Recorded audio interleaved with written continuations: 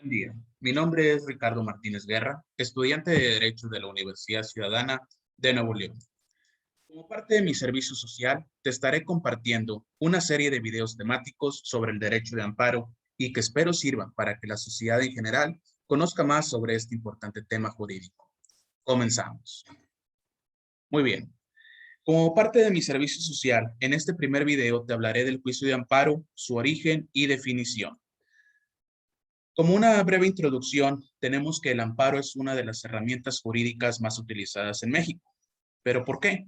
Porque el juicio de amparo permite a todas las personas dentro de nuestro territorio nacional defenderse ante los tribunales de manera pacífica, de los actos de la autoridad pública que violen sus derechos humanos. Pasamos al origen. México fue el primer país en el mundo en donde se instituye el juicio de amparo como medio de control del Estado en la Constitución de 1857. Fue durante 1840 cuando Yucatán se separó del Estado mexicano, principalmente por haberse instaurado en México una reforma de Estado centralista en el año de 1836. Con la entrada en vigor de la Constitución de 1836, impulsada por los federalistas en Yucatán, se arguyó que se había roto el pacto federal establecido en 1824. Por tal motivo, la soberanía cedida a la federación fue retrotraída para ser asumida por los poderes locales y de esta manera constituirse en un país independiente. Así es como el control jurisdiccional de la Constitución surgió en Yucatán en 1841, a través de la incorporación de un catálogo de derechos humanos y la instauración del juicio de amparo como medio de protección de tales derechos en su propia Constitución.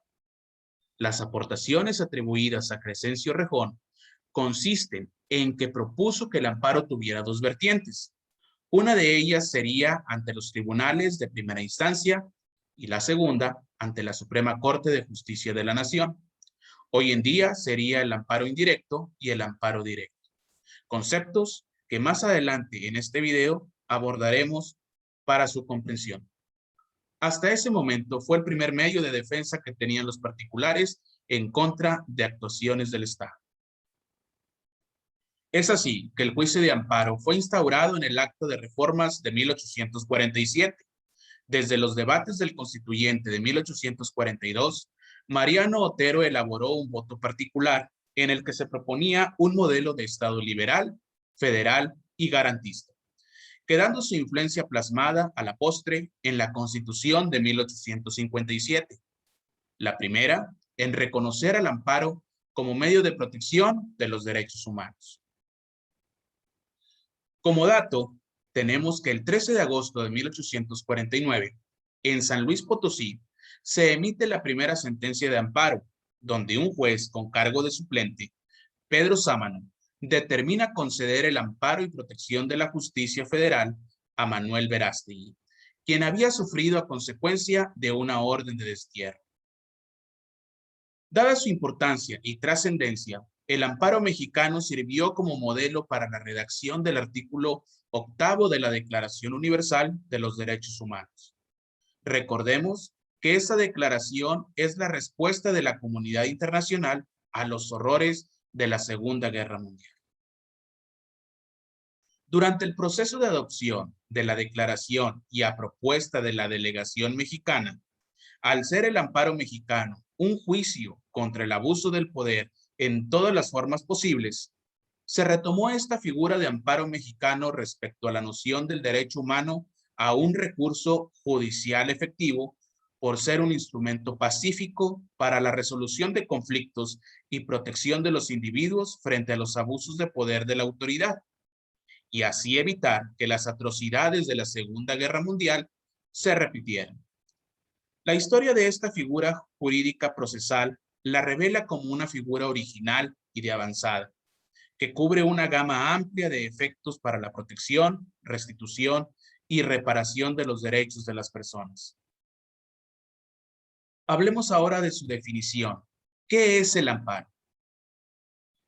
El juicio de amparo es un medio o herramienta jurídica de defensa que permite a todas las personas dentro de nuestro territorio nacional defender y proteger ante los juzgados y tribunales los derechos humanos reconocidos en nuestra Constitución y en los tratados internacionales en los que México sea parte, cuando consideramos que una autoridad los está vulnerando.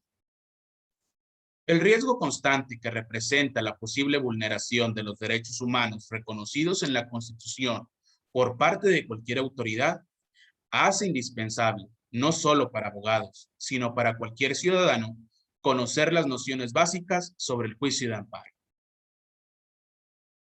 Ahora hablemos sobre algunas cuestiones relacionadas al juicio de amparo. Primero, ¿quiénes o qué autoridades pueden violar los derechos humanos? La respuesta a este cuestionamiento es que cualquier autoridad, ya sea federal o local, del Poder Ejecutivo, Legislativo o Judicial. Número 2. ¿Para qué sirve el juicio de amparo? Para defender nuestros derechos humanos cuando una autoridad los vulnera. 3. ¿En contra de qué se puede interponer un amparo? En contra de actos o omisiones de las autoridades consideradas como responsables que violan derechos humanos. 4. ¿Qué se entiende por autoridad responsable? Es la parte a la cual se dirige la demanda de amparo. Es la parte demandada. 5. ¿Quién puede interponer un amparo? Todas las personas que acrediten tener un interés jurídico y legítimo. 6. ¿Ante quién se promueve? El juicio de amparo se promueve ante los órganos jurisdiccionales del Poder Judicial de la Federación, juzgados y tribunales. 7.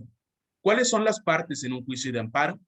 Las partes que intervienen en un juicio de amparo son el quejoso, la autoridad responsable, el Ministerio Público Federal y, en algunos supuestos, el tercero interesado.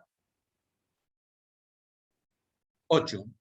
¿Cuáles son los tipos de amparo que existen? El amparo directo y el amparo indirecto. Veamos en qué consisten cada uno de ellos. El amparo directo procede contra sentencias definitivas, laudos o resoluciones que pongan fin al juicio. Por su parte, el amparo indirecto procede, en lo general, contra normas generales y contra actos u omisiones dentro de un procedimiento judicial o administrativo. 9.